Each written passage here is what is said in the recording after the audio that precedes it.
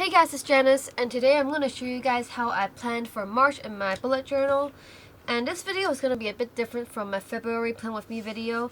So I'm just going to show you guys what February looked like for me in my bullet journal and show you all the pages.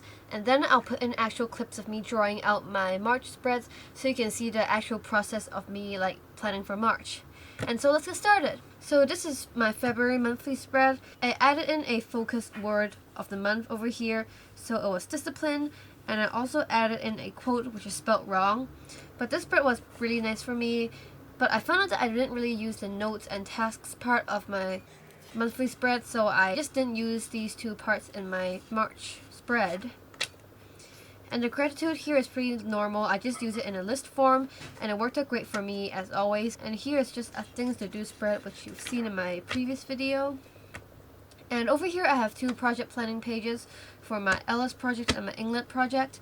And it's pretty similar to the project planning spreads I showed you in my bullet journaling for school video.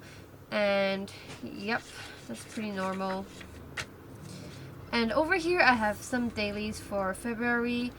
As you can see, I watched Moana that week and I was so obsessed with all the songs and stuff, and so I just made some little quotes here of Moana songs, and I drew some mountains which look really ugly, but I just wanted something to fill up this empty space.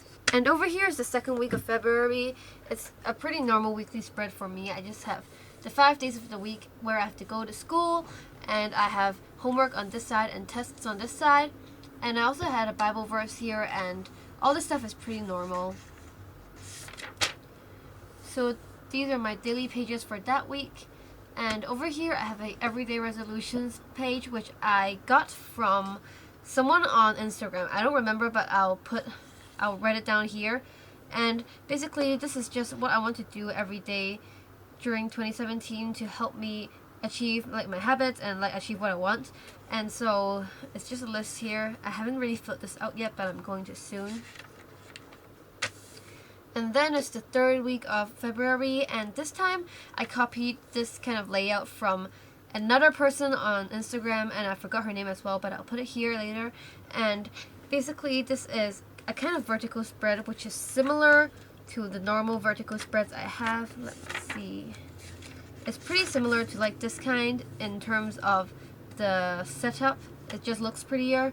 And so I have homework on this row, tests on this row, and then my to-do list is over here. And I also tried to keep track of how many hours I studied that week, but it didn't really work out well, as you can see. And the stuff on the right here is still the same. And then it is this week, which is the last week of February. And I also copied this layout from someone on Instagram. I'll put her link here. And this is basically the same as the other ones. It just looks a bit prettier. And over here I have my weekly, kind of week at a glance, where it says Monday, Tuesday, Wednesday, Thursday, Friday, Saturday, if you can see it. And I just put down my tests and homework over here to keep track of. And over here are my to-do list parts. That's today. And because this week has been such a rough week for me, I had so many running competitions and so many big tests and exams, and so I just wrote a little message for myself. Congrats on surviving this week. So when I finish my to-do list all the way to here, I'll get a little congratulatory message from myself just to congratulate me on this tough week. And this is pretty much the same. I have notes to do next week and also a little chart here to track how many hours I studied each day. And that is it for February, and now let's see how I plan for March. For March, I went back to using a vertical, classic bullet journal monthly spread instead of a whole calendar. So I just wrote down the days of the month over there, and I also wrote in the days of the week.